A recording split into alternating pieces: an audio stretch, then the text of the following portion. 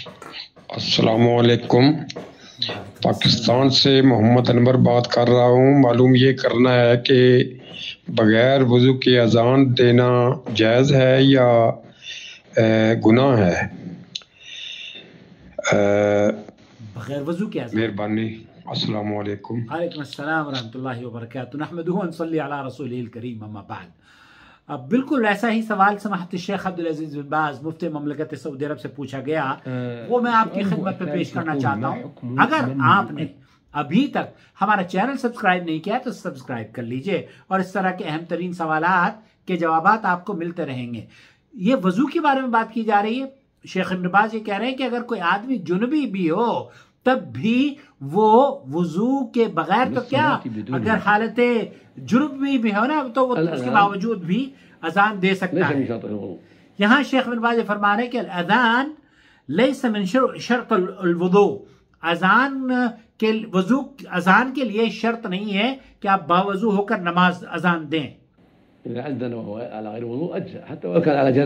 हत्ता वलो आप जुनबी भी हैं, अगर आपके ऊपर गुस्ल वाजिब हो तो उसके बावजूद भी आप अजान दे सकते हैं। तो वजू अगर नहीं भी है तब भी ये जायज है कि आप वजू लैस बिकुरान, ये कुरान करीम नहीं है, ये तो जिक्र है और लोगों को अजान की तरह अजान सुनाकर लोगों को नमाज के लिए बुलाना है और ये जिक्र है। और जिक्र अल्लाह के रसूल सल्लल्लाहु अलैहि वसल्लम क्या क्या करते थे, सुने। कहा आप अलैहिस्सलातु वस्सलाम हमेशा हर हालत में अल्लाह का जिक्र किया करते थे। हत्ता वलो कान जनाबा, आप जुनबी भी हो तब भी अल्लाह के रसूल आप जिक्र अज़कार में अपने आप को मसरूफ रख सकते हैं, क्योंकि अल्लाह के रसूल सल्लल्लाहु अलैहि वसल्लम हमेशा हर हाल में जिक्र अज़कार किया करते थे।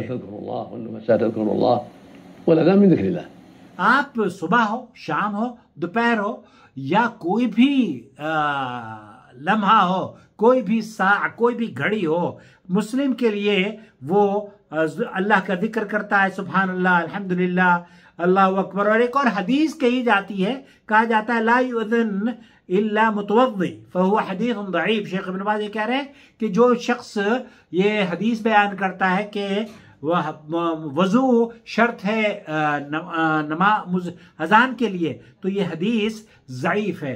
फस्सुन्ना वल अफ़ज़ल अन यकून हिन अल अज़ान अला तहारा कामिला मिन हदस, तो अगर पाक और साफ और वजू से है तो ये उसके लिए अफजल है।